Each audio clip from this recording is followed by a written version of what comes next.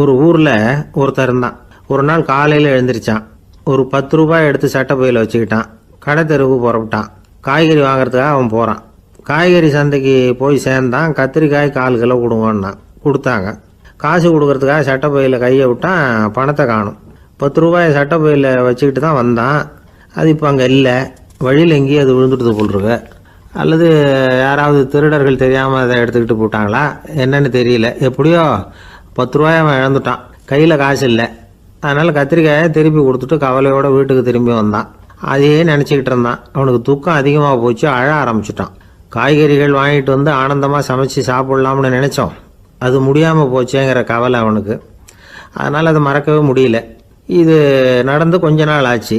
அதே மனுஷன் இன்னொரு நாள் அதே மாதிரி புறப்பட்டான். பணத்தை எடுத்து பையில் வச்சுக்கிட்டான்.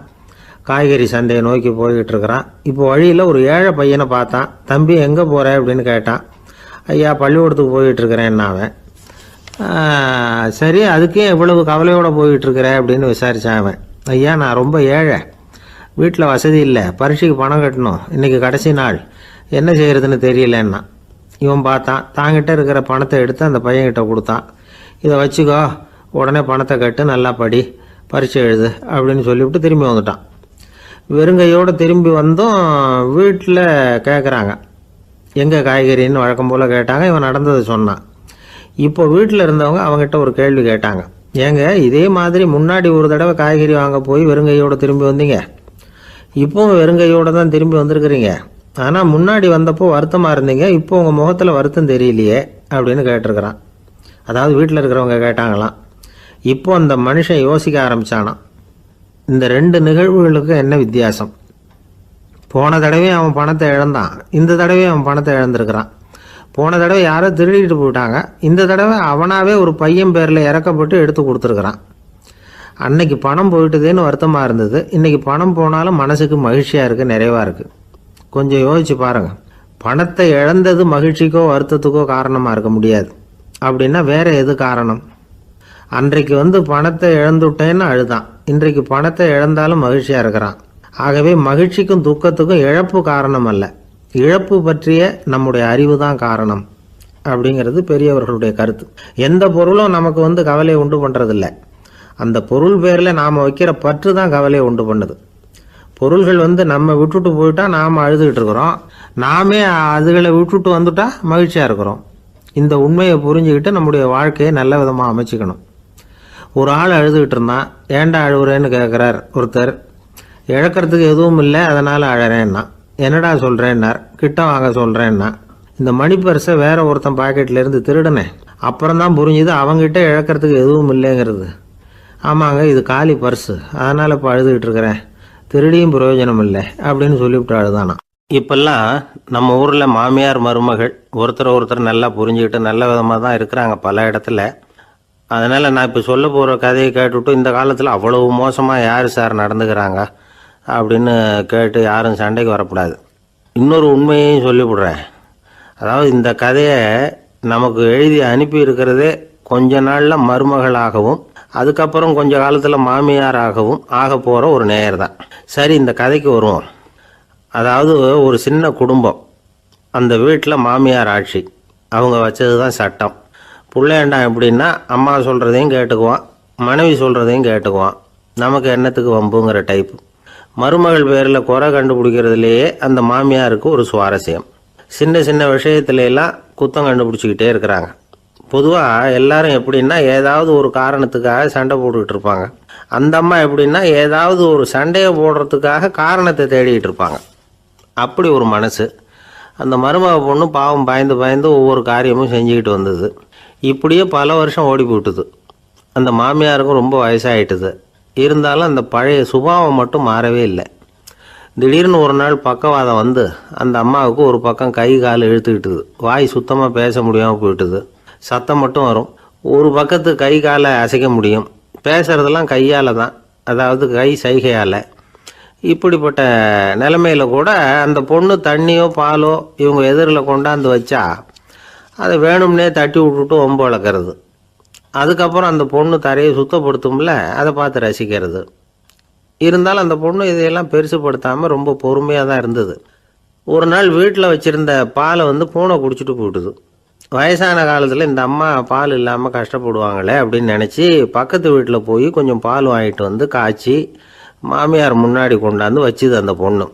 வழக்கம் போல் அந்த அம்மா பாலை தட்டி விட்டுட்டாங்க. இதை அந்த மருமக பொண்ணு கவனிச்சுட்டுது. இவ்வளவு நாள் பொறுமையாக இருந்த இந்த மருமகளுக்கு இன்னைக்கு இதை பார்த்து தான் அசாத்திய கோபம் வந்துட்டுது. கதவுக்கு பக்கத்தில் சாத்தி வச்சுருந்த உலக்கையை எடுத்து மாமியார் தலையில் போட, அது குறி தவறி கழுத்தில் பட, அந்த அம்மா கழுத்தை பிடிச்சிக்கிட்டு ஊன்னு கத்த, இந்த பொண்ணு ஒன்றும் அலட்டிக்காமல் உலக்கையை எடுத்து மறுபடியும் கதவு பக்கம் சாத்தி வச்சுட்டு அது பாட்டுக்கு நடந்து போயிட்டுது. இருந்தாலும் மனசுக்குள்ளே லேசாக ஒரு பயம். கணவன் வீட்டுக்கு வந்ததும் என்ன விஷயம்னு கேட்டால் எப்படி சமாளிக்கிறது? அன்னைக்குன்னு பார்த்து ரொம்ப நேரம் கழித்து வீடு வந்து சேர்ந்தான் கணவன். உடனே அந்த அம்மா புகார் பண்ண ஆரம்பிச்சுட்டுது. பேச்சு தான் வராத, அதனால் ஒரு பக்கத்து கையால் சைகை காட்டுது.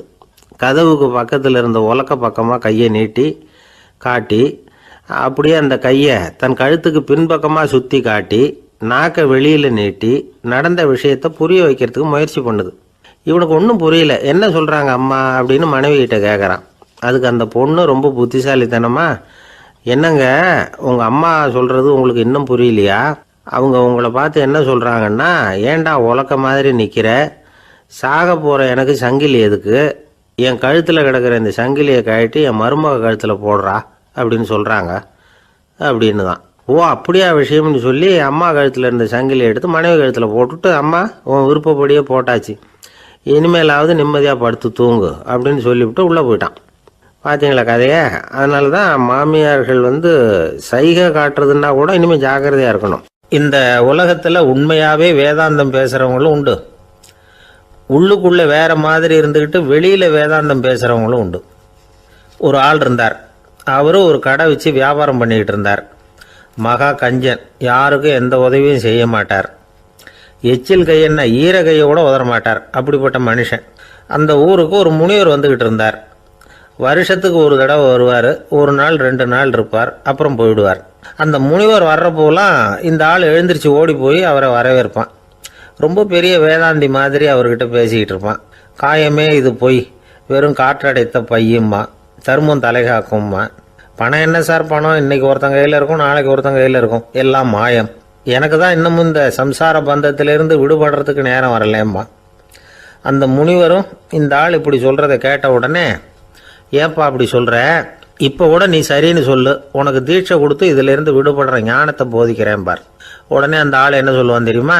ஐயோ சாமி, இப்போ அது எப்படிங்க முடியும், பிள்ளைங்கள்லாம் சின்ன சிறுசுங்க, அதுகளுக்கெல்லாம் ஒரு கல்யாணம் காட்சின்னு செஞ்சு கடமையை முடிச்சுட்டா நீங்கள் சொல்கிறபடி செஞ்சு விடலாம்மா. சரின்னு முனிவர் போயிடுவார். அடுத்த வருஷம் வருவார். இவன் வழக்கம் போல் வேதாந்தம் பேசுவான். சரி தீட்சை கொடுக்குறேன் வா அம்பார். பேரம்பேத்தியை பார்க்கணும், கோர்ட்டில் கேஸ் ஒன்று இருக்குது, அது முடியணும் அப்படின்னு தயங்க ஆரம்பிச்சிருவான். எல்லாம் சொல்லுவான், ஆனால் குடிக்கிறதுக்கு தண்ணி கூட கொடுக்க மாட்டான். ரொம்ப வருஷம் கழித்து மறுபடியும் ஒரு நாள் அந்த ஊருக்கு முனிவர் வந்தார். இவன் கடைக்கும் வந்தார். அப்புறம் அங்கே கல்லாவில் நம்ம ஆள் இல்லை, அவன் புள்ள தான் உட்காந்துருக்கிறான். அப்பாவை போலவே புள்ளையும் எழுந்திரிச்சு ஓடியாந்து முனிவரை வரவேற்றான். அப்பா எங்கன்னு விசாரிச்சார் முனிவர். ஐயோ அதை ஏன் கேட்குறீங்க சாமி, உங்ககிட்ட தீட்சை வாங்கி இந்த சம்சார பந்தத்திலேருந்து விடுதலை பெறணும்னு சொல்லிக்கிட்டே இருப்பார், அது நிறைவேறாமலே போய் சேர்ந்துட்டார். போன மாதம் ஒரு நாள் திடீர்னு நெஞ்சு வலிக்குதுன்னார், அவ்வளவுதான் போட்டுன்னு போயிட்டார் அப்படின்னு புலம்புனான் பையன். இதை கேட்டதும் முனிவர் சிரிச்சாரான். அவன் எங்கடா போவான், உன் அப்பா எங்கேயும் போகல, இதோ வாழை ஆட்டிக்கிட்டு உன் காலடியிலே இருந்துகிட்டு இருக்கான் பார் அப்படின்னு சொல்லி அங்கே நின்றுக்கிட்டு இருந்த ஒரு நாயை சுட்டி காட்டினாரான்.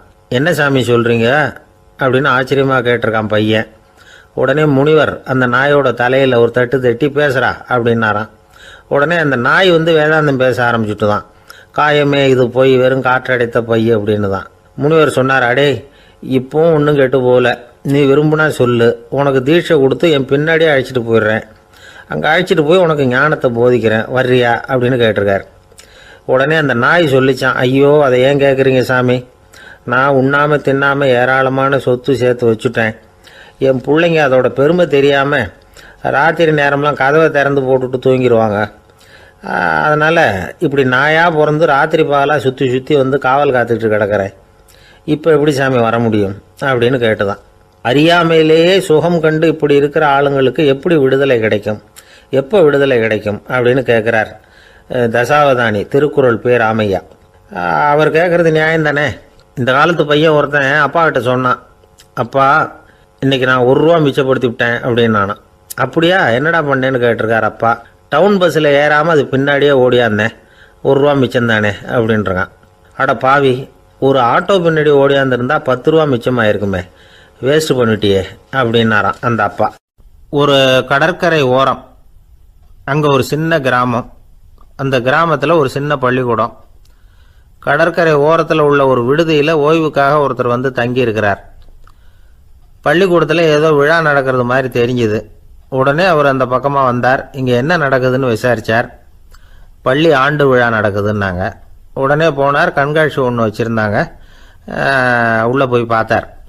பள்ளிக்கூடத்தில் படிக்கிற மாணவர்களே சொந்தமாக தயார் பண்ண பொருள்களை காட்சிக்கு வச்சுருக்கிறாங்க. அந்த ஊர் மக்கள்லாம் அதை கூட்டம் கூட்டமாக போய் பார்த்துக்கிட்டு இருக்கிறாங்க. இவரும் ஆர்வமாக அதையெல்லாம் பார்த்துக்கிட்டே போகிறார். ஒரு இடத்துல ஒரு சின்ன ரயில் செஞ்சு வச்சுருந்தாங்க, மாணவர்களே தயார் பண்ணது. மின்சாரத்தால் அது ஓடுறது மாதிரி பண்ணி வச்சுருந்தாங்க. அதில் ஒரு சின்ன பொத்தான் இருக்கும், அது அமுக்குனா ரயில் ஓடும், சுற்றி சுற்றி வரும். மாணவர்கள் எதிரில் நின்று அதுக்கு விளக்கம் கொடுத்துக்கிட்டு இருக்கிறாங்க. இவர் அதை கவனித்தார். ரயில் ஓடுறத பார்த்தார். அங்கே நின்றுக்கிட்டு இருந்த மாணவர்கள்கிட்ட விளையாட்டாக கேட்டார், ஏப்பா இந்த ரயில் எதனால் ஓடுது அப்படின்னு கேட்டார் இவர். சக்தியினால் ஓடுது அப்படின்னாங்க மாணவர்கள்.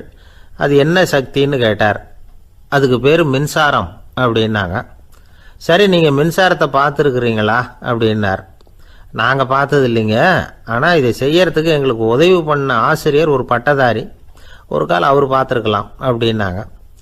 அவர் எங்கே இருக்காருன்னு கேட்டார். இதோ அழைச்சிட்டு வர்றோம்னு ஓடினாங்க. அவரை அழைச்சிட்டு வந்தாங்க. அவர்கிட்ட ஒரு பெரியவர் கேட்டார், மின்சாரத்தை நீங்கள் பார்த்துருக்குறீங்களா அப்படின்னு. மின்சாரத்தை பார்க்குறதாவது நான் பார்த்ததே இல்லை. நான் பார்த்தது அது செயல்படுற விதத்தை தான். அது விளக்கை வந்து எரிய வைக்குது, ரயிலை ஓட வைக்குது, இது மாதிரி எத்தனையோ எந்திரங்களை வந்து செயல்பட வைக்குது. ஆனால் உண்மையிலேயே அது என்னன்னு எனக்கு தெரியாது. ஒருவேளை இந்த பள்ளிக்கூடத்து தலைமை ஆசிரியருக்கு தெரிஞ்சிருக்கலாம், ஏன்னா அவர் ஒரு மேல்நிலை பட்டதாரி அப்படின்னாராம் அவர். சரின்னு போய் தலைமை ஆசிரியரை கூப்பிட்டுக்கிட்டு வந்தாங்க. அவர்கிட்டையும் இதே கேள்வி கேட்டாராம் அவர். மன்னிக்கணும், இந்த கேள்வியை இதுவரைக்கும் யாரும் என்கிட்ட கேட்டதில்லை. சக்தியை யாரும் பார்க்க முடியாது, ஆனால் அது செயல்படும் விதத்தை தான் பார்க்க முடியும் அப்படின்னாராம் அவர். இப்போ இதுவரைக்கும் கேட்டுக்கிட்டு இருந்த பெரியவர் சிரித்தார். சிரிச்சுட்டு சொன்னாராம், சரி அதுக்காக ஒன்றும் கவலைப்படாதீங்க, என்னுடைய பெயர் தாமஸ் ஆல்வா எடிசன் அப்படின்னாராம். இதை கேட்டதும் அங்கே இருந்தவங்களுக்கெல்லாம் அதிர்ச்சி, ஆச்சரியம். என்னது, நீங்கள் தானா எடிசன்?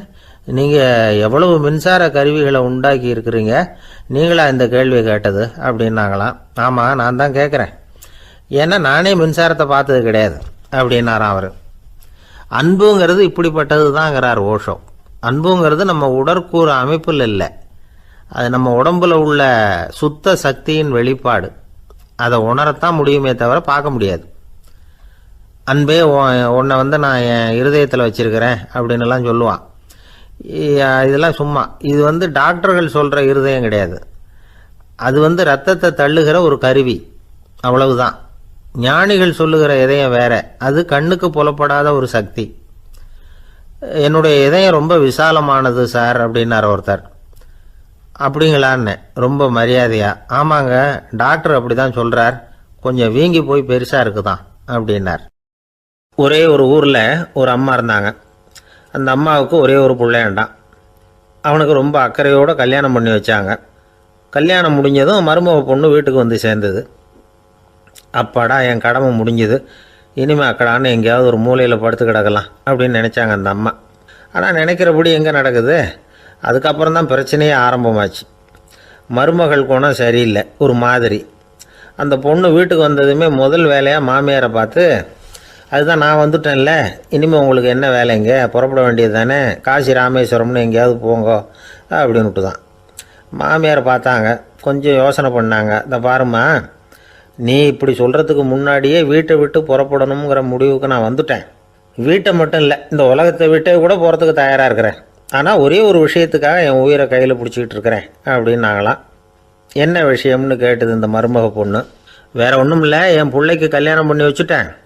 ஒரு பேர புள்ள பிறந்து அதை என் கண்ணால் பார்த்துட்டேன்னா நான் எங்கே வேணும்னாலும் போகிறதுக்கு தயாராக இருக்கிறேன் அப்படின்னாங்களாம் அந்த மாமியார். மாமியார் இப்படி சொல்கிறதுலேயும் நியாயம் இருக்கிறதாக பட்டுது அந்த பொண்ணுக்கு. சரி, அப்படியே இருந்து பார்த்துட்டு போகலாம் அப்படின்னு அனுமதி கொடுத்தது. கொஞ்ச காலத்தில் ஒரு பேரன் பிறந்தான். அந்த அம்மாவும் பேரனை கண்ணால் பார்த்துட்டாங்க. சரி, பேரனை பார்த்தாச்சுல்ல, இனிமேல் புறப்பட வேண்டியது தானே அப்படின்னது மருமக பொண்ணு. மாமியார் பார்த்தாங்க. நீ சொல்கிறது சரிதாம்மா, அதில் ஒன்றும் தப்பு இல்லை. என்னோட பேரன் உங்களை அம்மா அப்பான்னு கூப்பிடுறதை என் காது குளிர கேட்டுட்டு போயிடுறேனே அப்படின்னாங்களாம். சரி, அந்த ஆசையை நிறைவேறட்டும் அப்படின்னு காத்துக்கிட்டு இருந்தாங்க. பேரன் வளர்ந்தான், நடந்தான், பள்ளிக்கூடம் போனால், பெரியவனானான். மருமக பொண்ணு மறுபடியும் மாமியாரை விரட்ட ஆரம்பிச்சுட்டுது, இன்னும் புறப்புள்ளையான்னு. இதை பாருமா, இது வரைக்கும் இருந்துட்டேன். பேரனோட கல்யாணத்தையும் கண்ணால் பார்த்தா தான் இந்த கட்டை வேகும் போல் இருக்குது அப்படின்னு சொல்லி ஒரு மாதிரியாக பேச ஆரம்பித்தாங்க. இதுவும் நியாயமான ஆசையாக தான் படுது அப்படின்னு அது யோசிச்சிருக்கு அந்த பொண்ணு. சரின்னு அதுக்கும் ஒத்துக்கிட்டது. உடனே பேரனுடைய கல்யாணமும் முடிஞ்சது ஒரு வழியாக. இனிமேல் ஒரு நொடி கூட இங்கே இருக்கக்கூடாது, புறப்படுங்க அப்படின்னு மாமியாரை விரட்டிச்சான் அந்த பொண்ணு. இப்போ அந்த மாமியார் தன்னோட மருமகளை பார்த்து சொல்கிறாங்க, இதோ கிளம்பிட்டேம்மா, என் மூட்டை முடிச்செல்லாம் கட்டிக்கிட்டேன், புறப்பட்டுவிட்டேன். அப்படியே நீயும் உன் துணிமணிகளை மூட்டை கட்டிக்கிட்டு கிளம்பிடும், என்னோட சேர்ந்து 2 பேருமா சேர்ந்து போயிடலாம் அப்படின்னாங்களாம். அந்த பொண்ணு முழிக்குது. முழிக்காதே, உனக்கும் ஒரு மருமக வந்துட்டா, இனிமேல் நீயும் ஒரு மாமியார் தானே, உனக்கும் இனிமேல் இங்கே வேலை இல்லை, புறப்படு அப்படின்னாங்களாம். அப்போ தான் அந்த பொண்ணு சிந்திக்க ஆரம்பிச்சுதான், தன்னோட தவறு புரிஞ்சுதான். இந்த தகவலை கேட்டுக்கிட்டு இருக்கிற மருமகள்லாம் இதை பற்றி கொஞ்சம் யோசித்து பார்க்கணுங்கிறதுக்காகத்தான் இதை சொல்கிறோம் மாமியார்கள் சார்பாக. கொஞ்ச நாளைக்கு முன்னாடி ஒரு பொண்ணை பார்த்து பேசுகிற சந்தர்ப்பம் கிடைச்சிது ஒரு கல்யாண வீட்டில். அந்த பொண்ணு சொல்லிச்சு, சார் எனக்கு கல்யாணம் ஆகி 15 வருஷம் ஆகுது, நான் மாமியார்கிட்ட சண்டை போட்டதே இல்லை அப்படின்னு ரொம்ப அடக்கமாக சொல்லிச்சு. அது எப்படிம்மா சாத்தியமாச்சுன்னு கேட்டோம்.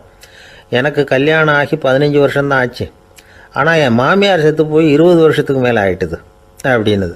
லோகமானிய பாலகங்காதர திலகர் இருந்தார்ல, அவருக்கு 15 வயசுலேயே கல்யாணம் நடந்துதான். மனைவி பேர் தபிபாய், ரொம்ப பெரிய குடும்பத்து பொண்ணு, நல்ல குணம். அவங்க குடும்பம் நடத்திக்கிட்டு இருக்கிறாங்க. அந்த காலத்தில் திருடர்கள் பயம் அதிகம். இந்த காலத்தில் மட்டும் என்னன்னு கேட்குறீங்களா? நீங்கள் கேட்குறது நியாயம்தான். இருந்தாலும் இந்த காலத்து திருடனுக்கும் அந்த காலத்து திருடனுக்கும் ஒரு முக்கியமான வித்தியாசம் உண்டு.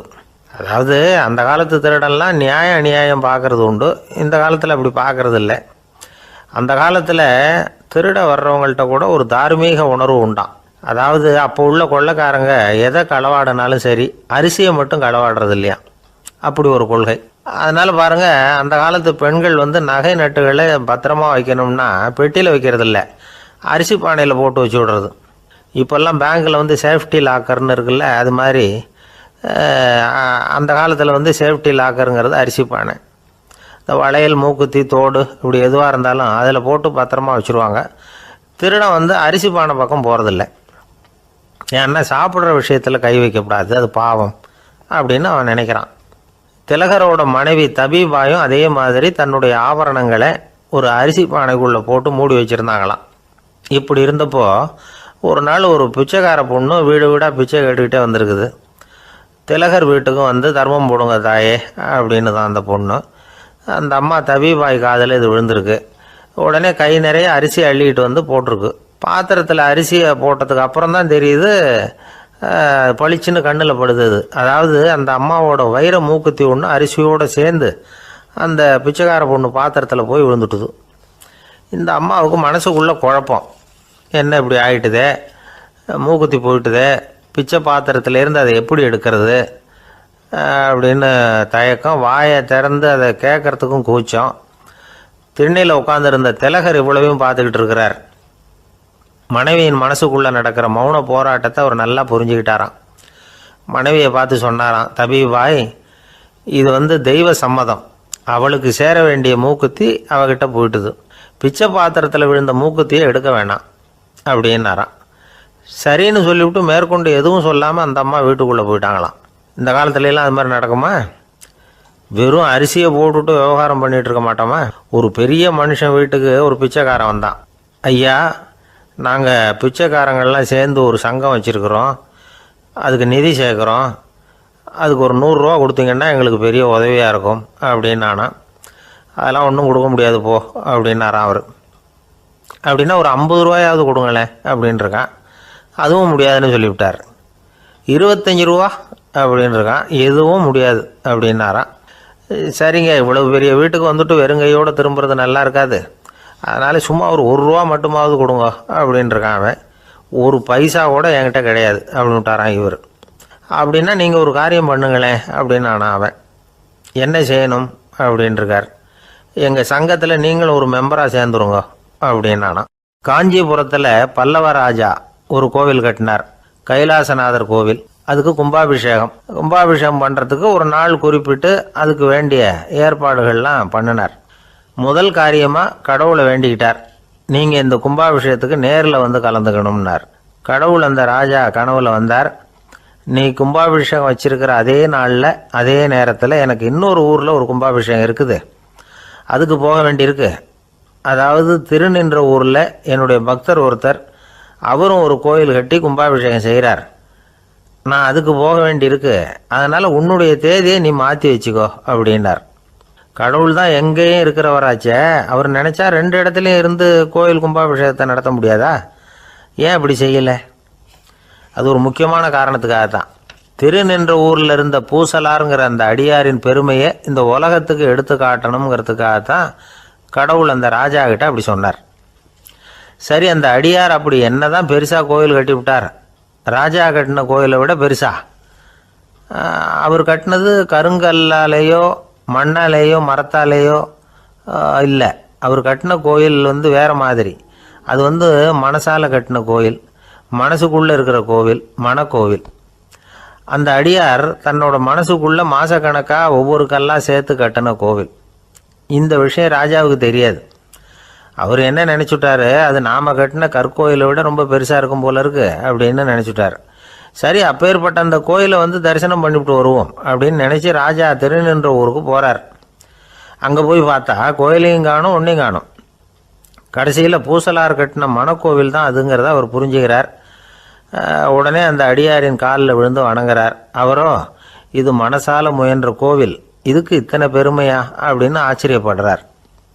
இதில் ஆச்சரியப்படுறதுக்கு ஒன்றும் இல்லை. ஆண்டவன் விரும்புறது அகபக்தியையே தவிர புற தோற்றங்களே அல்ல.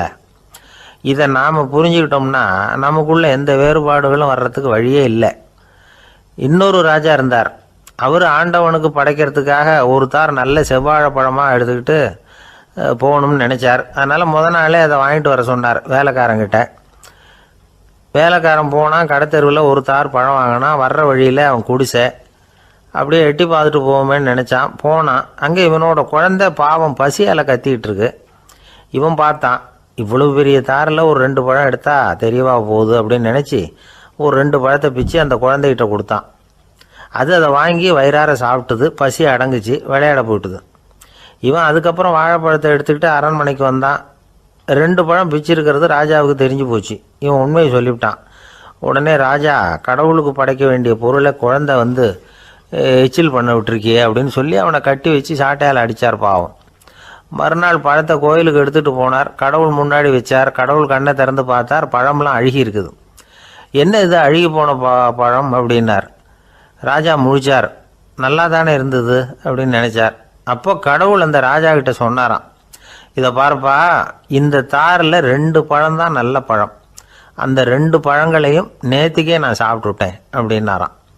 அப்போ தான் ராஜாவுக்கு புரிஞ்சுது, ஏழை குழந்தையின் பசியை தீர்க்கறதுக்காக உதவுன அந்த 2 பழம்தான் இறைவன் சாப்பிட்ட பழம்னு. இறைவன் இருக்கிற இடம் எது? இதுதான். ஒரு ஊரில் ஒரு மன்னர் இருந்தார். புத்தி கூர்மை உள்ள ஒரு மன்னர். பொதுவாக மன்னர்களுக்கு சந்தேகம் வந்தால் சபையில் உள்ள சான்றோர்கள்கிட்ட கேட்டு தெரிஞ்சுக்கிறது தானே வழக்கம். ஆனால் இங்கே அப்படி இல்லை. மற்றவங்களுக்கு சந்தேகம் வந்தால் மன்னர்கிட்ட கேட்டு தெரிஞ்சுக்குவாங்க. அது மாதிரி கேட்டு தெரிஞ்சுக்கிறதுக்காக ஒரு பெரியவர் ஒரு நாள் வந்தார். அவர் கையில் 3 பொம்மைகள் வச்சுருந்தார். 3 ஒரே மாதிரி பொம்மைகள், கொஞ்சம் கூட வித்தியாசம் தெரியல. ஏது இந்த பொம்மைன்னு கேட்டார் மன்னர். எனக்கு வேண்டியப்பட்ட ஒருத்தங்கிட்ட இருந்து இதை வாங்கிட்டு வந்திருக்கிறேன், நான் தான் அவன்கிட்ட இந்த பொம்மையை செஞ்சு கொடுக்கும்படியா கேட்டுக்கிட்டேன். அவன் ரொம்ப புத்திசாலி, அவன் தான் இதை செஞ்சு கொடுத்தான். ஆனால் அதில் ஒரு சிக்கல் அப்படின்னார். என்ன பிரச்சனைன்னு கேட்டிருக்கார் இவர். நான் அவன்கிட்ட கேட்டது 3 விதமான பொம்மைகளாக இருக்கணும்னு கேட்டேன். அவன் என்னடான்னா 3 ஒரே மாதிரியாக செஞ்சு கொடுத்துட்டான் அப்படின்னார். அவங்ககிட்டயே கேட்கறது தானே அப்படின்ட்டுருக்காரு இவர். கேட்டேன், அவன் என்ன சொல்கிறான்னா, இது 3 ஒரே மாதிரி பொம்மை கிடையாது, 3 விதம், ஒன்றுக்கு ஒன்று வித்தியாசம் இருக்குது. இந்த 3 பொம்மையும் 3 விதமான நண்பர்களுக்கு உதாரணங்கள் அப்படின்னு சொல்கிறான். எனக்கு ஒன்றும் புரியல, அதுதான் உங்ககிட்ட வந்தேன் அப்படின்னார். சரி, அந்த பொம்மைகளை இப்படி கொடுங்கோ அப்படின்னு வாங்கினார் மன்னர். எடுத்துக்கிட்டு உள்ளே போனார். கொஞ்ச நேரம் கழித்து வெளியில் வந்தார். அதுக்கப்புறம் சொன்னார், இதை பாருப்பா, அவன் சொன்னது சரிதான், 3 விதம் தான். இது இருக்குதே முதல் பொம்மை, இது உத்தமமான நண்பனுக்கு உதாரணம்.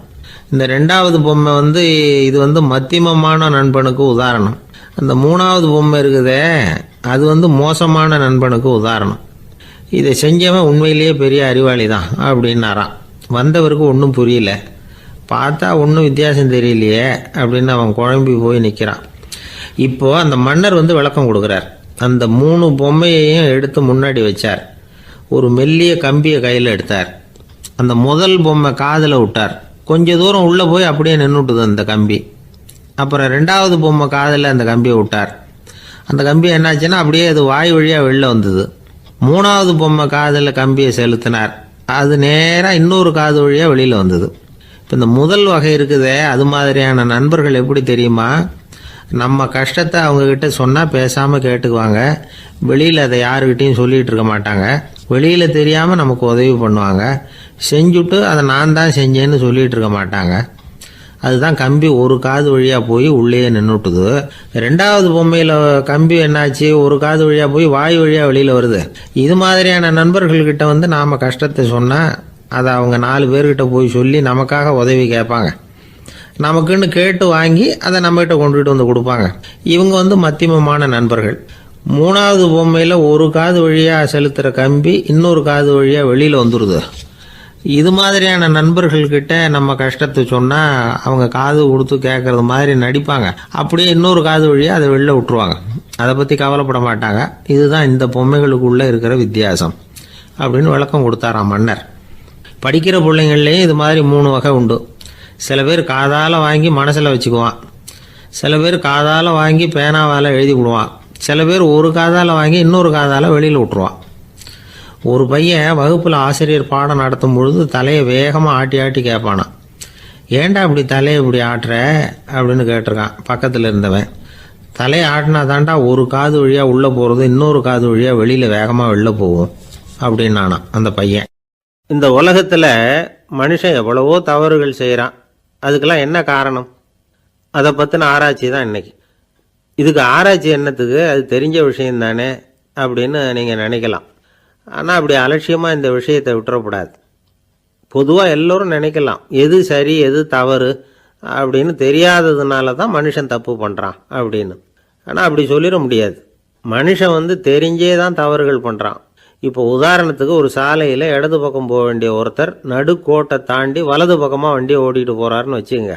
என்னப்பா இது தப்பு இல்லையா அப்படின்னு அவர்கிட்ட கேட்டால், அதெல்லாம் எனக்கு தெரியும், நீ உன் வேலையை பார்த்துட்டு போ அப்படிம்பார்.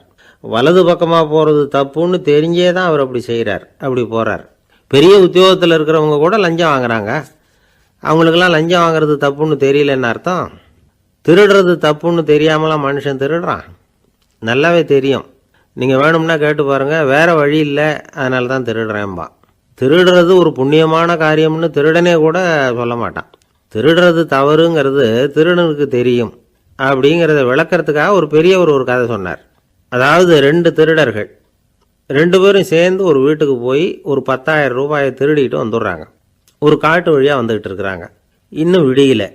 2 பேருக்கும் தூக்கம் கண்ணை சுற்றுது. சரி, இப்படியே ஒரு மரத்தடியில் படுத்து தூங்குவோம், காலையில் விடிஞ்சதும் இந்த பணத்தை 2 பேரும் பங்கு போட்டுக்குவோம் அப்படின்னு முடிவு பண்ணுறாங்க. அதே மாதிரி படுத்து தூங்குறாங்க. நடு ராத்திரியில் ஒரு திருடன் முழிச்சிக்கிறான். விடிகிற வரைக்கும் காத்துக்கிட்டு இருந்தால் 5,000 ரூபா தான் கிடைக்கும், இப்போவே கம்பி நீட்டினா 10,000 ரூபா கிடைக்கும் அப்படின்னு யோசித்து பார்த்துட்டு ஒரு முடிவுக்கு வந்தான். மெதுவாக அந்த 10,000த்தையும் சுருட்டிக்கிட்டு அடுத்தவனுக்கு தெரியாமல் ஓடி போயிட்டான். விடியுது. அடுத்தவன் எழுந்திரிச்சு பார்க்குறான். பணத்தையும் காணலை, பாகஸ்தனையும் காணலை. இந்த திருடன் அந்த திருடனை திட்டுறான். திருட்டு பய, அயோக்கிய பய, இப்படி அநியாயமாக கிளப்பிட்டு போட்டானே அப்படிங்கிறான். இதுலேருந்து என்ன தெரியுது? தெரியாமல் எடுத்துக்கிட்டு போகிறது திருட்டு, அயோக்கியத்தனம், அநியாயம் அப்படிங்கிறது இவனுக்கு தெரிஞ்சிருக்குது. அதனால தான் அடுத்தவனை பார்த்து இப்படி திட்டுறான். அதனால் தெரியாததுனால மனுஷன் தவறு பண்ணுறான்னு சொல்கிறது சரியில்லை. அப்படின்னா மனுஷன் பண்ணுற தவறுகளுக்கு உண்மையான காரணம் தான் என்ன? இதே சந்தேகம் அர்ஜுனனுக்கும் வந்துதான். அதனால தான் அவன் வந்து பகவானை பார்த்து கேட்குறான், மனுஷன் வந்து தன் விருப்பத்துக்கு விரோதமாக ஏதோ ஒரு சக்தியினால பலாத்காரமாக இழுக்கப்பட்டது மாதிரி பாவம் பண்ணுறானே, அந்த சக்தி என்ன அப்படின்னு கேட்குறான். இதுக்கு பகவான் பதில் சொல்கிறார், காமமும் குரோதமும் தான் அந்த சக்திகள், அதாவது ஆசையும் சினமும்.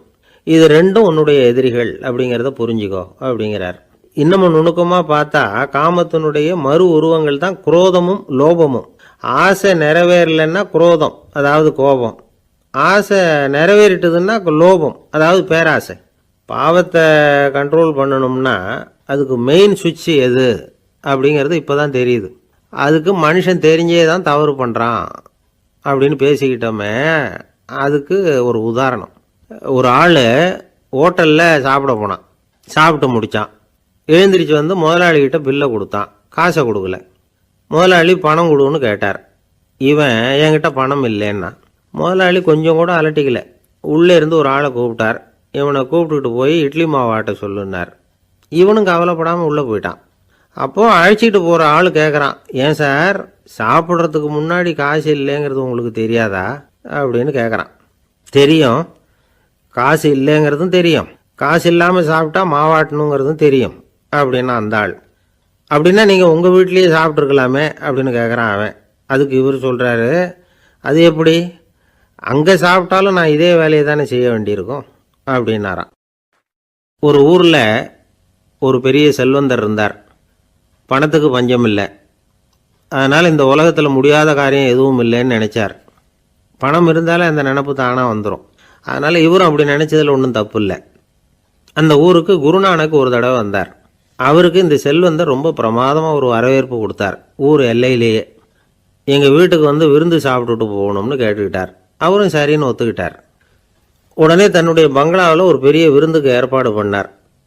குருநானக்கை அழைச்சிட்டு வீட்டுக்கு போனார், உட்கார வச்சார். ஐயா, நான் இந்த ஊர்லேயே ரொம்ப பெரிய வசதி உள்ளவன், என்னால் எல்லாம் முடியும், உங்களுக்காக நான் என்ன செய்யணும்னு சொல்லுங்கள், எதுவாக இருந்தாலும் பரவாயில்ல, எவ்வளவு செலவானாலும் பரவாயில்ல, என்னால் செய்ய முடியும், என்ன செய்யணும்னு சொல்லுங்கள், அது போதும், நான் செய்கிறேன் அப்படின்னு நான் ரொம்ப பணிவா. இதை கேட்டதும் குருநானக் சிந்திச்சார் கொஞ்ச நேரம். அதுக்கப்புறம் தன்னோட சட்டை பைக்குள்ளே கையை விட்டு ஒரு பழைய ஊசி ஒன்று எடுத்தார்.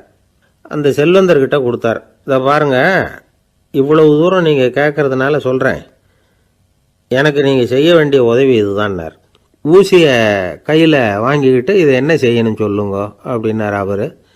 நீங்கள் செய்ய வேண்டியது என்னென்னா, இந்த ஊசியை பத்திரமா வச்சுருக்கணும். நாம் 2 பேரும் இறந்து போனதுக்கு பின்னாடி இன்னொரு உலகத்தில் நாம் சந்திக்கக்கூடிய வாய்ப்பு இருக்குது. அப்போ இந்த ஊசியை என்கிட்ட கொண்டாந்து கொடுக்கணும். இதுதான் நீங்கள் எனக்காக செய்ய வேண்டிய உதவி அப்படின்னார் குருநானக் லேசாக சிரிச்சுக்கிட்டே. இதை கேட்ட உடனே இந்த பெரியவர் முழிக்க ஆரம்பிச்சிட்டார். அது எப்படிங்க, நான் சாகிறப்ப எப்படி இந்த ஊசியை எடுத்துக்கிட்டு இன்னொரு உலகத்துக்கு வர முடியும்னார்.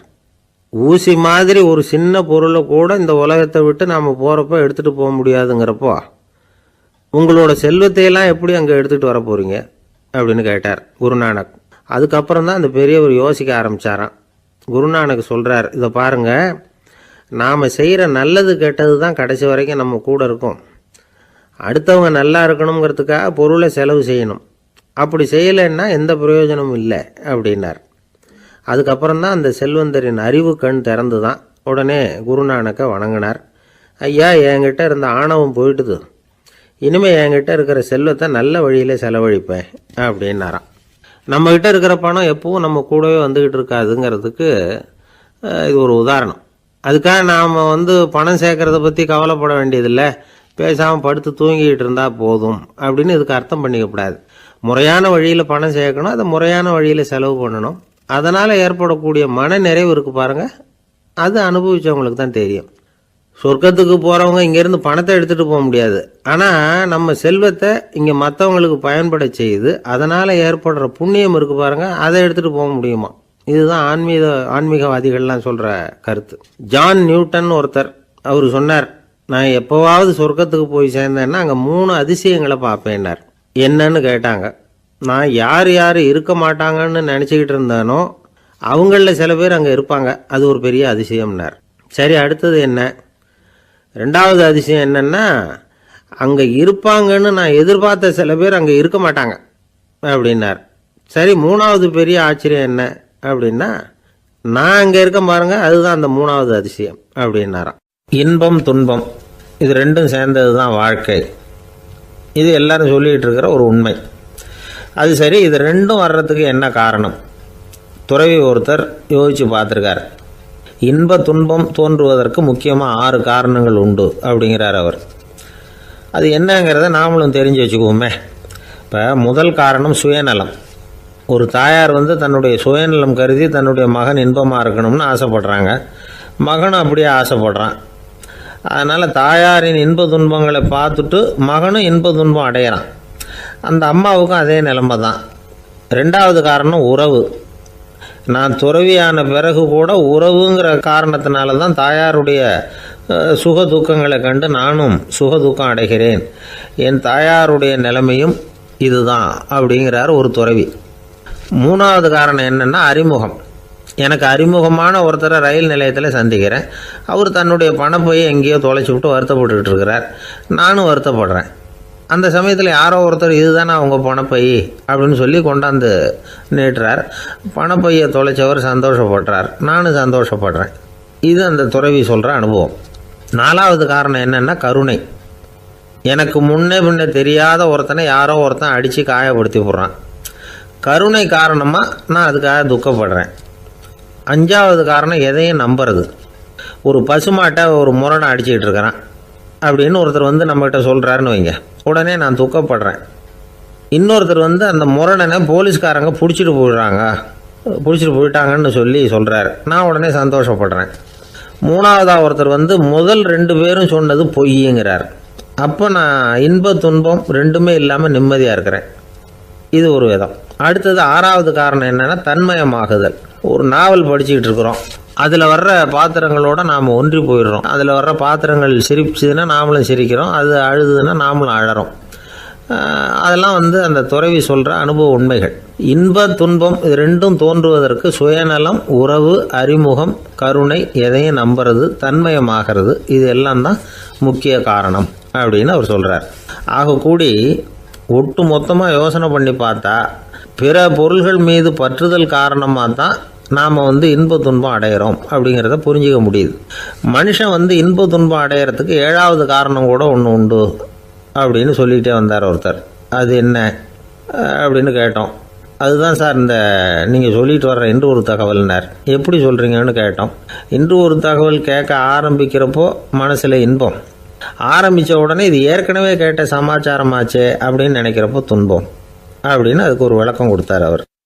வயிறு பசிக்குதேங்கிறது சிலரோட கவலை, வயிறு பசிக்க மாட்டேங்குதே அப்படிங்கிறது சில பேரோட கவலை. 2 விதமான கவலைக்கும் வயிறு தான் காரணமாக இருக்குது. வயிறு பசிச்சதுன்னா அது இயற்கை, வயிறு பசிக்கலைன்னா அது வியாதி. ஆனால் பசியையும் நாம் பசிப்பிணி அப்படின்னு தான் சொல்லுவோம். என்ன காரணம்? வியாதியை போக்க வேண்டியது எவ்வளவு முக்கியமோ அதை விட முக்கியம் பசியை போக்க வேண்டியது. ஒரு சமுதாயத்தில் பசிப்பிணியே இருக்கக்கூடாது, அதுதான் நல்ல சமுதாயம். பசியை போக்கணும்னா சாப்பாடு போடணும், பசியின்மையை போக்கணும்னா வைத்தியம்தான் பண்ணணும். இது சம்பந்தமாக எவ்வளவோ ஆராய்ச்சிகள் நடக்குது, நிறைய மருந்து கண்டுபிடிச்சிருக்கிறாங்க. நம்ம உடம்புல பசியை தூண்டக்கூடிய பகுதி எது, இதை முதல்ல தெரிஞ்சுக்கணும் இல்லையா? நாம் சாப்பிட்ற ஆகாரம் செரிக்கிறதுக்கு எது காரணம் தெரியுமா? நம்ம மூளையோட பின்பகுதி தான் அதுக்கு காரணமாக இருக்குதாம். மூளையின் பின்பகுதியில் நரம்பு செல்களால் ஆன 2 வகையான ஆரக்சின்கள் தான் பசியை உண்டாகுது அப்படின்னு கண்டுபிடிச்சிருக்கிறாங்க. 2 ஆய்வாளர்கள் இதை கண்டுபிடிச்சிருக்காங்க. அவங்க 2 பேரும் டெக்சாஸ் பல்கலைக்கழகத்தில் ஹார்வர்டு ஹக்ஸ் மருத்துவ கல்வி நிலையத்தில் பணிபுரிகிறவங்களாம். உண்பது தேவைங்கிறது உணரப்படும் போது மூளையின் அந்த குறிப்பிட்ட பகுதி ஆரக்சின் அப்படிங்கிற ஹார்மோன்களை சுரக்கும். அது பசி உணர்வை தூண்டும் அப்படிங்கிறது தான் அந்த ஆய்வாளர்களின் கண்டுபிடிப்பு. இந்த ஆரக்சின் வேறு சில உயிரினங்கள்லேயும் உண்டு. இப்போ எலிகளில் கூட இது இருக்குது. அதனால் எலிகளை வச்சு இது சம்பந்தமாக ஆராய்ச்சி பண்ணாங்க. எலிகள் உடம்பில் ஆரக்சினை செலுத்தி பார்த்தாங்க. உடனே என்னாச்சு தெரியுமா? அந்த எலியெல்லாம் பசியால் துடிக்க ஆரம்பிச்சுட்டுது. எதையாவது தின்னு பசியை தீர்த்தா போதுங்கிற அளவுக்கு அந்த எலிகள்லாம் அல்லாட ஆரம்பிச்சுட்டுது. இயல்பாக சாதாரணமாக அந்த எலிகள் எவ்வளவு சாப்பிடுமோ அது மாதிரி 8 முதல் 10 மடங்கு அதிகமான ஆகாரத்தை 1 மணி நேரத்துக்குள்ளே சாப்பிட்டு தீர்த்துட்டு தான். சில எலிகளின் மூளையில் இந்த ஆரக்சின் அளவை கட்டுப்படுத்தி பார்த்துருக்குறாங்க. உடனே என்னாச்சு தெரியுமா, அதெல்லாம் சாப்பாட்டை கண்டா முகத்தை திருப்பிட்டு போக ஆரம்பிச்சுட்டு தான். அந்த எலிகளுக்கு பசி எடுக்கலையா. இந்த ஆராய்ச்சியின் அடிப்படையில் பசியை எடுக்காமல் இருக்கிற மனிதர்களுக்கும் பசியை தூண்ட முடியும் அப்படின்னு சொல்லி ஆராய்ச்சியாளர்கள் தெரிவிச்சிருக்கிறாங்க. ஆக ஆரக்சின் தான் பசிக்கு காரணம்ங்கிறது தெரிஞ்சு போச்சு. சரி, இந்த ஆரக்சின் அப்படின்னா என்ன? அது ஒரு கிரேக்க சொல். அதுக்கு பசின்னு அர்த்தம். நம்ம ஆளுங்களுக்கெல்லாம் பசியை தூண்டுறதுக்கு மருந்து தேவையில்லை, பசியை குறைக்கிறதுக்கு தான் மருந்து தேவை. ஒரு அம்மா டாக்டரை தேடி வந்தாங்களாம். டாக்டர், எங்கள் வீட்டுக்காரருக்கு திடீர்னு அகோர பசி, நிறைய சமைச்சு போடுறேன், அவ்வளவையும் சாப்பிட்டுட்டு கீழே கிடக்கிற குப்பை கூலங்களையும் எடுத்து சாப்பிட ஆரம்பிச்சுட்றார், என்னன்னு கவனித்து பாருங்கள் அப்படின்னாங்களாம். எவ்வளோ நாளாக அப்படி இருக்குதுன்னு கேட்டிருக்காரு டாக்டர். 1 வாரமாக அப்படி இருக்குதுன்னாங்களாம். இவ்வளவு நாளாக ஏன் சும்மா இருந்தீங்க, ஆரம்பத்திலே இங்கே அழைச்சிட்டு வர வேண்டியது தானே அப்படின்னாரான் டாக்டர். அது ஒன்றும் இல்லை டாக்டர், வீடு பூரா சுத்தமாகட்டுமேன்னு பார்த்துக்கிட்டு இருந்தேன் அப்படின்னாங்களாம் அந்த அம்மா. ஒரு மாணவனை பார்த்தேன், என்ன தம்பி படிப்புலாம் எப்படி இருக்குது அப்படின்னு விசாரித்தேன். அவன் ரொம்ப அழுத்துக்கிட்டான். நான் நல்லா தான் சார் படிக்கிறேன், இருந்தாலும் புத்தியில் சரியாக ஏற மாட்டேங்குது சார் அப்படின்னா. சரி, இவனும் நம்ம ரகம்தான் அப்படின்னு சொல்லி முடிவு பண்ணிக்கிட்டோம். கல்வி கற்கக்கூடிய ஒரு மாணவன் சம்பந்தப்படுற புத்திகள் பல வகை. அதை பற்றி ஒரு பெரியவர் விளக்கி இருக்கிறார். மிருத்து புத்தின்னு ஒன்று இருக்குதான். மிருத்துன்னா மண். மண்ணால் செவுறு கட்டுறோம்ல, மண் சுவரில் ஆணி அடிக்கிறதும் சுலபம், அதை பிடுங்கி எடுக்கிறதும் சுலபம். அது மாதிரி சில பேர் குரு சொல்லி கொடுக்குறத சுலபமாக கேட்டு தெரிஞ்சு வச்சுக்குவாங்க, கொஞ்ச நேரத்தில் சுலபமாக மறந்தும் போயிடுவாங்க. இது மிருத்து புத்தின்னு பேர், மண் புத்தி. தாரு புத்தின்னு ஒன்று உண்டான். தாருன்னா மரம். அதில் பச்சை மரத்தில் ஆணி அடிக்கிறது சுலபம், ஆனால் அதை எடுக்கிறது கஷ்டம். அது மாதிரி ஆசிரியர்கிட்டேருந்து கேட்டதை கவனமாக மனசில் பதிய வச்சுக்கிட்டு அதை மறக்காமல் இருக்கிறது தாரு புத்தி. பட்டை மரமாக இருந்தால் அதில் ஆணி அடிக்கிறதும் கஷ்டம், அடிக்கிற ஆணியும் சீக்கிரம் நழுவிடும். அது மாதிரி கேட்குற விஷயம் மனசில் பதியறதும் கஷ்டம். அப்படியே பதிஞ்சாலும் அது நீடிச்சு இருக்கிறதும் கஷ்டம், கொஞ்ச காலத்தில் மறந்துடும். இன்னொரு வகை புத்தி ஒன்று உண்டு, அதுக்கு பேர் சிலா புத்தின்னு பேர். சிலான்னா கல். ஒரு கருங்கல்லில் 4 துளையை போட்டு ஒரு துளையில் உளியை வச்சு அடித்தா மற்ற துளை வழியாகவும் பிளந்து கல் 2 ஆகிடும். அது மாதிரி சந்தியான இடங்களில் குறிப்பாக ஒரு பொருளை சொன்னால் அதை வச்சுக்கிட்டு மற்றதையும் தெரிஞ்சுக்கிறது, அது சிலா புத்தின்னு பேர். வேணு புத்தின்னா என்ன தெரியுமா? வேணுன்னா மூங்கில். மூங்கில் கணுவில் ஒரு பக்கம் உளியை வச்சு அடித்தா 2 பக்கமும் பிளந்துடும். அது மாதிரி ஒரு செய்தியை கேட்டுக்கிட்டு இருக்கிறப்பவே அதோட முன்பின் தொடர்களையும் தெரிஞ்சுக்கணும், அது வேணு புத்தி. தைல புத்தின்னு ஒன்று உண்டு. தைலம்ங்கிறது எண்ணெய். தண்ணியில் ஒரு துளி எண்ணெயை விட்டால் அது தண்ணி பூரா பரவி போடுதில்ல, அது இப்படி பரவுறது மாதிரி ஆசிரியர் சுருக்கமாக ஒரு கருத்தை சொன்னால் அதை வச்சுக்கிட்டு பூரா விஷயங்களையும் தெரிஞ்சுக்கணும், அது தைல புத்தி. கற்பூர புத்தின்னு ஒன்று கேள்விப்பட்டிருக்கோம். அது எப்படின்னா, கற்பூரம் தீ பட்ட உடனே பிடிச்சிக்கும். ஆசிரியர் சொன்ன உடனே நுண்ணறிவோட பாடங்களை புரிஞ்சுக்கிறது இந்த வகை புத்தி. கரி புத்தின்னு ஒன்று. அது எப்படின்னா, கரியில் நெருப்பை வச்சு விசிறிய பிறகு அதுக்கப்புறம் அது கறி நெருப்பாகும். அது மாதிரி காலம்பரை சாயந்தர வேலைகளில் ஆசிரியர் பாடம் சொல்லி கொடுப்பார், அதை கொண்டு புரிஞ்சுக்கிறது இந்த வகை. கதலித்தண்டு புத்தின்னு ஒன்று சொல்லுவாங்க. கதலிங்கிறது வாழை மரம். வாழைத்தண்டில் தீ வைக்கிறது எவ்வளவு சிரமமோ அவ்வளவு சிரமத்தோடு கல்வி கற்கிறது கதலித்தண்டு புத்தி. இதை தவிர இன்னும் சில வகையான மாணவர்களை கூட அடையாளம் காட்டுறாங்க. ஆசிரியர் சொன்னதில் நல்லதை மட்டும் எடுத்துக்கிறவன் அன்னம். ஆசிரியர் கிடைச்ச இடத்துல பாடத்தை கேட்டுக்கிட்டு பிறகு தனியாக உட்காந்து சிந்திக்கிறவன் பசு. பசுமாடு அப்படி தானே, புல் கண்ட இடத்துல மேயும், அதுக்கப்புறம் நிதானமாக அசை போட்டுக்கும். ஆசிரியர் சொன்னதை தவிர வேறு எதையும் சொல்ல முடியாதவன் கிளி. பல இடங்களில் பாடங்கள் கேட்டு கடைசியில் ஒன்றும் புரியாமல் போகிறவன் ஆடு. ஆடு ஒரு செடியில் வயிறார மேயாது, ஒரே செடியில். இக்கரைக்கு அக்கறை பச்சைன்னா அங்கேயும் இங்கேயும் அலைஞ்சிக்கிட்டே இருக்கும். சில பேருக்கு எருமைன்னு பேர். எருமை எப்படின்னா, குளத்து நீரை கலக்கி தான் குடிக்கும்.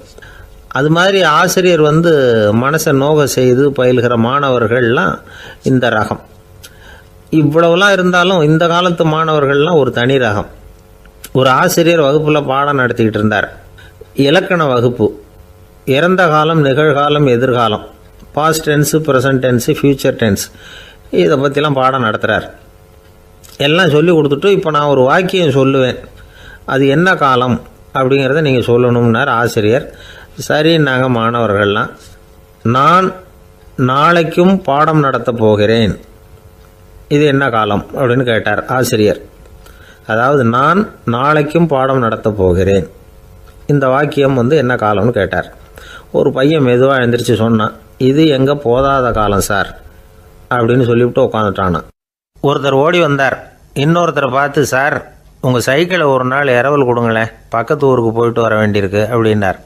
இவர் சைக்கிளை கொடுத்து பத்திரமா கொண்டுகிட்டு போங்கன்னார். சார் இதை பத்திரமா கொண்டு போகிறேன், கவலையே வேணாம், ஏன்னா இது உங்களோட சைக்கிள் அப்படின்னு நான் நினைக்கல, என்னோட சைக்கிளாக நினைக்கிறேன் அப்படின்னார். அதுக்கப்புறம் தான் இவருக்கு உண்மையாகவே பயம் வந்துட்டுது. ஏன்னா அவர் சொன்னது மாதிரி அதை தன்னோட சைக்கிளாகவே நினச்சி தள்ளிட்டு போட்டால் என்ன பண்ணுறது? எது எதை நம்முடையதாக நினைக்கணுங்கிறதுக்கு ஒரு வரையறை இருக்குது. சில பேர் ஆஃபீஸையே வீடாக நினச்சி விடுறது உண்டு. அப்படிப்பட்டவங்க கூட வீட்டை ஆஃபீஸாக நினைக்கிறதில்ல. ஏன்னா வீட்டில் இவர் ஆஃபீஸராக நடந்துக்க முடியறதில்ல. இதெல்லாம் ஒரு பக்கம் இருக்கட்டும். இப்போ விஷயத்துக்கு வருவோம். பொறியியல் மேதை டாக்டர் விஸ்வேஸ்வரய்யா இருந்தார் இல்லையா, பாரத ரத்னா விருதெல்லாம் கொடுத்தாங்களே. ஆஃபீஸ் வேலை வேறு, சொந்த வேலை வேறு அப்படிங்கிறதுக்கு ஒரு உதாரணமாக இருந்தவர் அவர்.